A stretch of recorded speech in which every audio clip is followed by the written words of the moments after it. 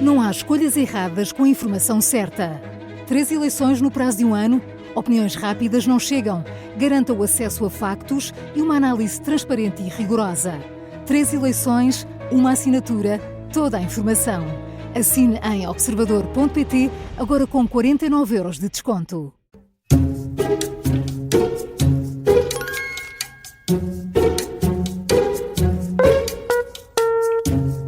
E começa agora mais uma comissão de inquérito das manhãs 360. Hoje é nosso convidado o eurodeputado da Iniciativa Liberal, João Coutinho de Figueiredo. Bom dia, bem-vindo. Bom dia, Maria João. Bom dia, como está? É muito grande. Hoje estou aqui com o trio mais famoso das manhãs da rádio em Portugal.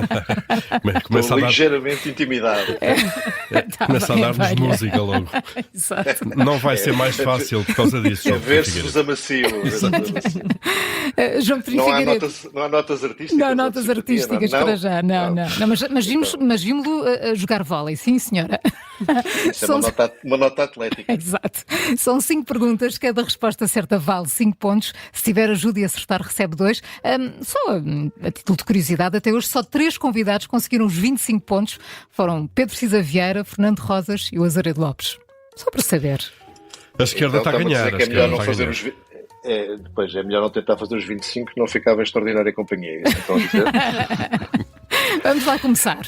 Eu tenho a vitória interna do Rodrigo Saraiva com 22. Exato. E pelo menos para efeitos de gozação interna, serve-lhes 22. Esta é fácil. Rui Rocha no domingo foi atingido com pó verde. O mesmo aconteceu há tempos a Luís Montenegro com tinta verde. O líder do PSD mostrou os seus dotes musicais quando cantou Os Sonhos de Menino, ao lado de Tony Carreira. O líder da Iniciativa Liberal no domingo também tentou cantar o What's Going On das Four Non Blondes. E este fim de semana os 2 líderes estiveram na praia a jogar vôlei. Mas a pergunta é, quantas pessoas jogaram com Luís Montenegro? Quantas pessoas jogaram do seu lado da equipa de vôlei? Sim. No jogo. Não vi as imagens, se foi alguma coisa minimamente canónica, teria... Ui. O que é que aconteceu, João? Aconteceu que o meu ecrã entrou em hibernação. Estava a dizer, se jogaram vôlei com o mínimo de decência e respeito que o desporto merece, era 1 mais 5, não é? Exatamente. Está certíssimo. Houve decência e respeito. Pronto, não é? Já percebi que é para não inventar. Rui Rocha e Montenegro é mais o que os une ou o que os separa? Eu acho que é claramente mais o que os une. Aliás, boa parte do espectro político português, é preciso dizer isto nestas alturas de campanha um bocadinho mais inflamada, é bastante mais o que une os representantes dos partidos democráticos do que os separa. E no caso concreto da comparação da IEL com a AD, que tem estado muito na voga, eu acho que nos separa essencialmente uma questão de ritmo, de velocidade, de sentido de urgência.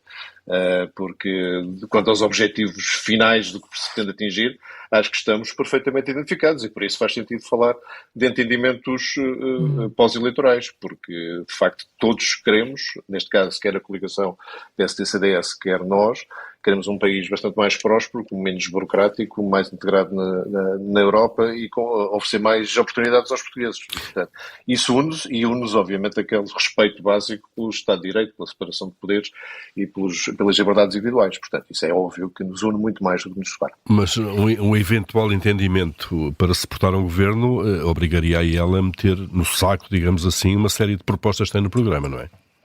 E se calhar a AD também. É da natureza das negociações, ninguém tem 100% do que quer.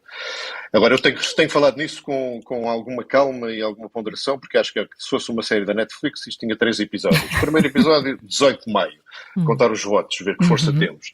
Segundo episódio, a reunião, sentar à mesa, ver o que é que as pessoas têm exatamente como propostas. Não vou dizer as coisas inegociáveis, porque não se deve começar por aí, mas há coisas particularmente importantes, certamente, para cada uma das forças. E terceiro episódio, que é o clímax, que é o acordo, se houver. Portanto, vamos com calma. Ainda não chegámos ao primeiro episódio sequer. Vamos pois com calma. Não. E neste primeiro episódio, e com esta declaração de que existe muita coisa a unir os 2 partidos, isto não pode fragilizar a IEL? O voto útil não pode prejudicar a Iniciativa Liberal? Qualquer partido pequeno está sempre mais sujeito ao voto útil do que os grandes, quando as pessoas chegam à altura de votar e pensam que o voto no partido mais pequeno pode conduzir à vitória do outro partido grande que eles gostam menos. Mas neste cenário de 2025, eu acho que há duas diferenças substanciais. A primeira é que todos os estudos de opinião dão uma vantagem à AD já há bastante tempo e, portanto, o resultado mais renhido está fora das cogitações da maior parte das pessoas.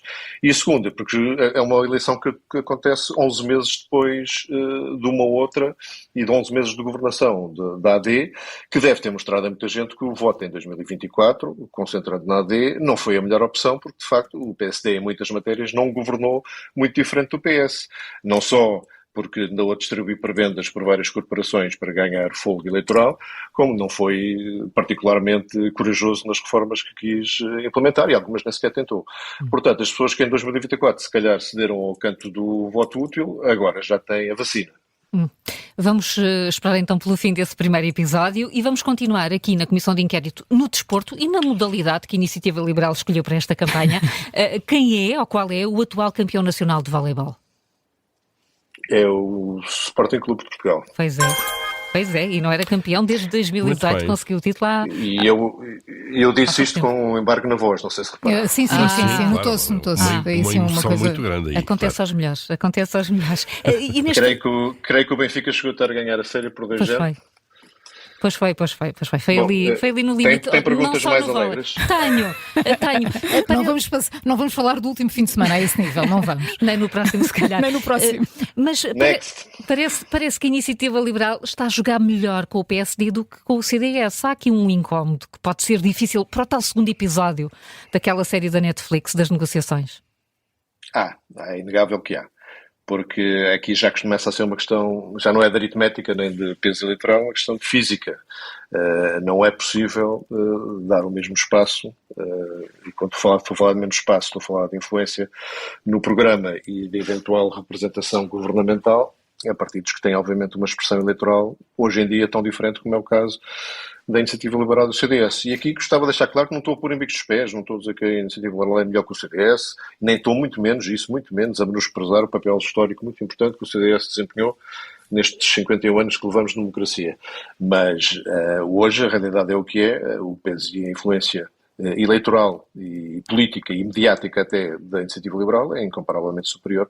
Portanto, não sabemos, na verdade, não sabemos quanto vale o CDS sozinho. Também isso é verdade, mas mesmo sem ter essa contabilidade confirmada, ninguém arriscará dizer que o CDS tem sequer uma dimensão comparável a ele hoje, repito, hoje. E, portanto, mas a dificuldade... sem querer pôr, mais uma vez, nenhuma linha vermelha, nem nenhuma exigência prévia, parece mais ou menos evidente que há uma desproporção na influência das duas forças que tem que ter depois reflexo na sua influência no programa e no governo. É isso, isto é, eventuais posições num governo da Iniciativa Liberal terão sempre que ser em número superior às do CDS, é isso? Pois, eu tenho dificuldade em pôr isso em termos de cargos, porque nós não dizemos só que não andamos nisto pelos cargos, fazemos mesmo, é mesmo uma opção nossa, mas tendo dito isso, ninguém entenderia, nem as pessoas que votam em nós, nem quem são observadores políticos, que houvesse essa desproporção entre a representação e a força eleitoral. Mas a dificuldade é determinar aqui qual é que é a proporção entre um partido e outro, ou as linhas programáticas também são mais difíceis de encaixar do que seriam com o PSD? Não tenho a certeza, porque na realidade nunca houve negociações com o CDS. Foi público o ano passado, a seguir às eleições, sentámos com o PSD, nunca chegámos a ter noção se algumas das propostas que o PSD tinha em cima da mesa emanavam do CDS. Portanto, diretamente com o CDS nunca falámos. Imagino que possam estar a pensar em coisas como a eutanásia, que certamente seria um cavalo de batalha do CDS. Relativamente aos costumes, há diferenças muito diferentes. Exato, mas também, em bom rigor, devo-vos dizer que daquilo que tenho ouvido do PSD em termos de manifestações públicas, essa linha, essa dificuldade é tão grande no PSD como é no CDS. Mas nesse tipo de temas, João Coutinho de Figueiredo, há muito mais a separar a IEL do CDS do que a separar a IEL do PSD, não? Do eleitorado do PSD, certamente. Da direção ainda estou para ver. Ok, aí vamos ter que esperar. Muito bem, 10 pontos. Até agora o pleno vai aqui para Vai já bem bem lançado. colocado para Não bater o ponham Rodrigo pressão. Saraiva, não é? Vamos Eu tenho que informar o auditório do Observador que, por coincidência, não foi para preparar isto, falei com o Rodrigo Saraiva há pouco, que eu estava no autocarro, aquilo que eu chamo carinhosamente o votocarro da Iniciativa Liberal, a sair de Almodóvar a caminho de Setúbal, ou da Lisnave, mas em concreto, e sei que ele está a ouvir esta comissão de inquérito. E está a torcer por si, seguramente. Rodrigo, segura-te que pode ser o fim da tua coroa de glória enquanto Pode ser campeão destornado aqui, pelo menos Pode ser nos destornado. participantes da IEL. Vamos então à terceira questão, João Clemente Figueiredo. Segundo reza a lenda, em que restaurante de Lisboa é que nasceu a ideia de constituir a Iniciativa Liberal? no Magano. Magano não- Cantorico. não quero O três Rodrigo Saraiva hipóteses. está feliz neste momento. Pois está. Não Resta quero- saber se o Rodrigo Volta- Saraiva damos agora três estava hipóteses a ainda ou não? acertar. Damos 3 hipóteses, eu acho Então que sim. vá. Vai. 3 hipóteses, Força. vamos fingir que não ouvimos o Magano, onde se come muito bem também. Em Campo Vamos lá. Torico. Foi no Gambrinos, foi na Valenciana ou na Cisterna? Foi na cisterna, nesse caso. É verdade. Pelo menos é o que consta em alguns registros históricos da IEL, e o Rodrigo Saraiva era onde estava neste jantar, não é? Muito bem, a IEL foi constituída em 2017, desde então já teve 4 presidentes, isto dá uma média de 2 em 2 anos. Isto não são mudanças a mais para um partido tão jovem? Vista assim são, mas também mostram que nós temos gente suficientemente boa e capaz de liderar o partido, e a verdade é que somos o único partido, já com 7 anos e meio, já não são 7 meses, 7 anos e meio, em que em todas as eleições nacionais foi sempre aumentando a sua votação. Portanto, não nos estamos a sair mal. E também podia dizer que é um bom exemplo de não gostarmos de nos eternizar nos cargos. E esse propósito agora já não tem a ver com a liderança, mas tem a ver com outra coisa que eu gosto de assinalar, porque não resultou de nenhuma orientação superior do partido, que nestas listas para as atuais eleições que estamos agora em campanha para votar no dia 18, houve 2 deputados com menos de 30 anos, a Patrícia Gil Vaz e o Bernardo Blanco, que optaram livremente por não se recandidatarem para terem uma experiência profissional fora da vida política. E eu acho que essa lucidez que eles tiveram de fazer esse percurso fora da vida política, acho um excelente sinal da forma como estamos a conseguir espalhar a cultura da IEL pela nossa gente. No caso Portanto, fico satisfeito com isso também. Mas no caso do Bernardo Blanco não pode ser também, não estou a dizer que a motivação principal tenha sido essa, mas também há aqui uma certa preparação de reserva para eventualmente ele vir a liderar, ou tentar liderar a Iniciativa Liberal mais tarde? O Bernardo não levará a mal esta pequena inconfidência, eu conheço bem, falamos muito, e a motivação primeira foi obter experiência profissional fora da política para um dia ter a opção de voltar ou não à política, mas com preferência profissional fora dela. João Coutinho Figueiredo, por essa lógica que nos está a dizer de uma rotatividade curta de presidências, Rui Rocha está quase a terminar a liderança da Iniciativa Liberal. Quem é que te sucede? Não. Então, acabou de ser reeleito, como é que está a acabar? Tem Pois. pelo menos mais quase 2 anos de mandato. Pois, mas isso até contraria essa lógica de longas permanências nos cargos. Eu não fiz a dirigente. conta, mas creio que o Rui já é o presidente da Iniciativa Liberal com o mandato mais longo. Por acaso não fiz essa conta, É bem mas provável. é bem provável já, não é? Mas também se o Rui ficar 6 anos ou mesmo 8, não se pode dizer que seja uma eternização. Mas veremos. E dependerá também da vontade do Rui, que um liberal também tem que respeitar a vontade individual das pessoas. Mas para o futuro, uma vez que o João Clemente Figueiredo já se pôs de fora do regresso ao cargo, além do... Literalmente. É verdade, não é? Mas há muita gente que continua a dizer que no seu tempo é que era bom. Há o Carlos Guimarães Pinto, também o Bernardo Blanco, já falámos, a Carla Castro. Não há aqui demasiados candidatos potenciais a uma liderança que ensombram de alguma maneira o Presidente em exercício. Primeiro, eu acho que nunca há, quando há qualidade, candidatos a mais. Segundo, acho que hoje, e digo isto com particular satisfação, acho que os eventuais problemas de orfandade do partido relativamente a ex-líderes estão ultrapassadíssimos com aquilo que o Rui tem sido capaz de fazer. E acho que hoje ninguém nega que, com o seu estilo próprio e com as suas características, cada um diferentes, obviamente, mas o Rui tem feito um excelente trabalho como Presidente da IEL e tem vindo a conquistar o respeito de opositores e comentadores e do mundo político de uma forma geral. E vamos ver no dia 18, penso que vai conquistar o respeito também de muitos portugueses. Portanto, neste momento, digo com particular prazer, a IEL não tem problemas de orfandade e está muito bem entregue. Muito bem. Estamos com 12 pontos, está tudo a correr bem. Vamos agora a uma questão que se passou diretamente consigo, a sua candidatura a vice-presidente da Assembleia da República em 2022, que foi rejeitada.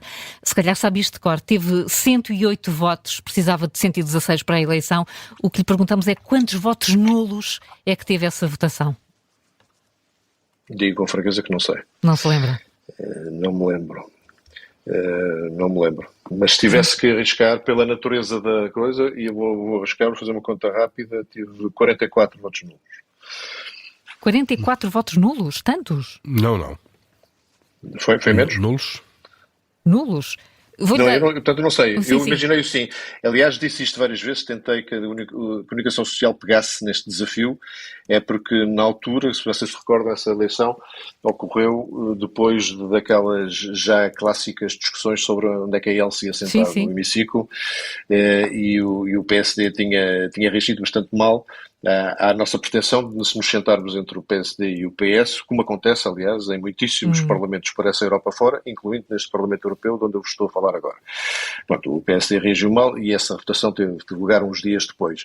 E eu desafiei a comunicação social a tentar perceber, porque eu recebi muitas e muitas mensagens de deputados do PSD e do PS a dizer que foi uma pena, eu votei em ti, não sei o quê, não sei o que mais. Mas não recebi nenhuma de algum a dizer eu não votei em ti e hoje se tivesse sabido tinha votado. Portanto, há quem diga que se a votação tivesse sido repetida poucos dias depois teria sido diferente e teria sido eleito. É porque houve quem estivesse a tentar enviar sinais de insatisfação ou contra a arrumação do hemiciclo, ou quanto que já era uma birra do PSD, que já era grave. Mas no caso do PS, aqueles que não votaram na Iniciativa Liberal, no candidato da Iniciativa Liberal na altura, que era eu, ainda era pior, porque estavam a votar exatamente da mesma maneira em relação ao candidato da IEL que estavam em relação ao candidato do Chega.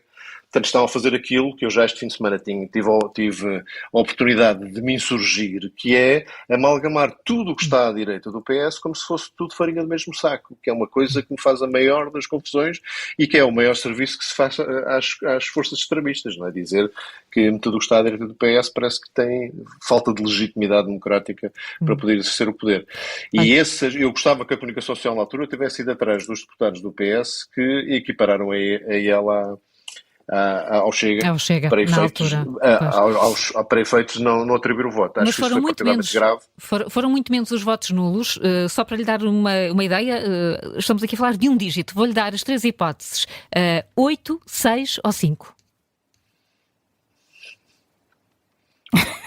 Então foram 6. Foram 6 votos nulos. E, portanto, por tudo isso que está a dizer, João Coutinho Figueiredo, temo que aquilo que se passou e, enfim, toda essa atrapalhada foi difícil ali, a gestão e a arrumação dos novos partidos. Isso pode repetir-se agora com a próxima composição parlamentar?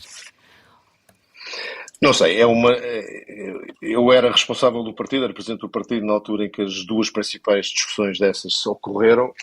Achei que valia a pena fazer esse ponto ideológico, se quiserem, porque a EL na prática aparece porque o liberalismo estava mal representado e por via de estar mal representado estava muito mal entendido e compreendido pela população. Portanto, o liberalismo nunca foi uma ideologia de direita. Agora, é uma ideologia contra os poderes estabelecidos, contra os poderes hegemónicos, e em Portugal, de facto, o poder hegemónico era do Partido Socialista. É natural que a IEL, quando apareça, faça uma posição mais cerrada ao Partido Socialista do que a outros partidos. Mas basta ver a nossa posição, por exemplo, no Arquipélago da Madeira, onde a força hegemónica do PSD, para perceber que nós somos muito mais contra-poder do que propriamente alinhados no espectro tradicional esquerda-direita, e essas discussões que insistimos em ter em cada uma daquelas ocasiões, tinham a ver com isso, para as pessoas perceberem que o liberalismo, esta tradição de pensamento que já tem quase 3 séculos, não se insere facilmente nesse espectro esquerda-direita. Aliás, há um politólogo, o Nolan, que tem um gráfico de Nolan, que é muito mais interessante para explicar o posicionamento da Iniciativa Liberal e de outros partidos também, e que de facto não nos coloca no lado direito do espectro. Agora, em 2025, reativar essa discussão, não sei se faz muito sentido. A direção do partido vai ter que decidir. Se fosse eu, nesta altura, não a retomaria. E vamos ver também, vai depender também do resultado eleitoral, certo? Do número de deputados. O nosso posicionamento no hemiciclo não depende do número de deputados. Não, isso não, claro. Sim, mas digo eu depois as contas para a mesa da Assembleia. Vamos lá, 14 pontos, portanto estamos aqui a trabalhar já no máximo de 19, não é? Portanto o score do Rodrigo Saraiva está garantido neste momento. E vamos Vou ter aqui... que ganhar outra coisa qualquer, Rodrigo. Vôlei, tem que jogar vôlei. Vamos ver como é que são esses conhecimentos ainda da área do turismo, João Coutinho de Figueiredo. No ano passado houve 19 milhões e 400 mil turistas estrangeiros que dormiram em hotéis em Portugal. A pergunta é qual foi o país que mais turistas nos trouxe? Ou em turistês, qual foi o maior mercado emissor, não é? O maior mercado emissor há de ter sido o espanhol. Atenção que esta tem truque. Pessoas que maior em número de dormidas, não de entradas no país. Tem razão. Então, nesse caso, eu diria... São charters? Por exemplo. Mas não vêm de lá. Não vem de lá. Não vem de lá desse sítio. Da frase do futuro. Chinelo e meia branca? Sei. Algarve. Talvez Reino Unido, nesse caso. Não sei se não sei. Como é que lá chegou? Também não estou. Foi o Reino Unido, mas nas estatísticas, assim por uma unha negra também. É um bocado ingrato esta pergunta. O segundo qual foi já agora? Claro, Espanha. Mas logo ali por poucos milhares, isto numa escala de milhões. E o João Coutinho de Figueiredo foi presidente do Turismo de Portugal, conhece bem o setor. Nós estamos a ter muito sucesso nesta área, no setor do turismo, como sabemos. Isso não mostra de alguma maneira, e fazendo aqui o papel de advogado do diabo, que o crescimento económico e dos setores não depende muito mais da iniciativa privada do que das políticas públicas? Depende, sim. Um liberal nunca lhe diria o contrário. E, portanto, que o papel do Estado é criar as condições para que essas várias iniciativas nos vários setores possam ter sucesso e cada um contribuir para a riqueza nacional. Portanto, o problema em Portugal não é que haja turismo a mais, é que haja outros setores a menos. Agora, eu sou o primeiro a dizer que os fluxos turísticos têm que ser geridos, até porque nós estamos a vender... Quando vendemos um produto turístico, estamos a vender, entre outras coisas, não haver saturação e haver a qualidade que não é compatível com a ordem. E estamos a chegar a esse ponto, do ponto de vista meramente do produto turístico? Há regiões turísticas onde já se tem verificado aquilo que é óbvio, que é o passo seguinte, que é haver um crescente aumento da receita média por turista, a começar na receita das dormidas, mas também das atividades de animação turística, e já se tem estado a verificar.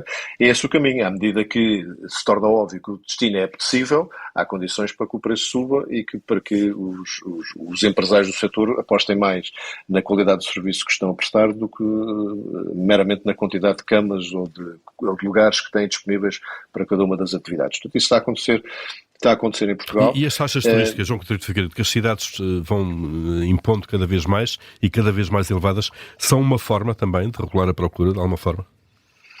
São a forma errada de regular a procura, do nosso ponto de vista. Um país que tem feito o trajeto impressionante que tem feito no turismo, por se considerar um hospitaleiro e receber de braços abertos quem nos visita, não devia, como primeira ação, quem é terra, cobrar uma taxa só por ter vindo.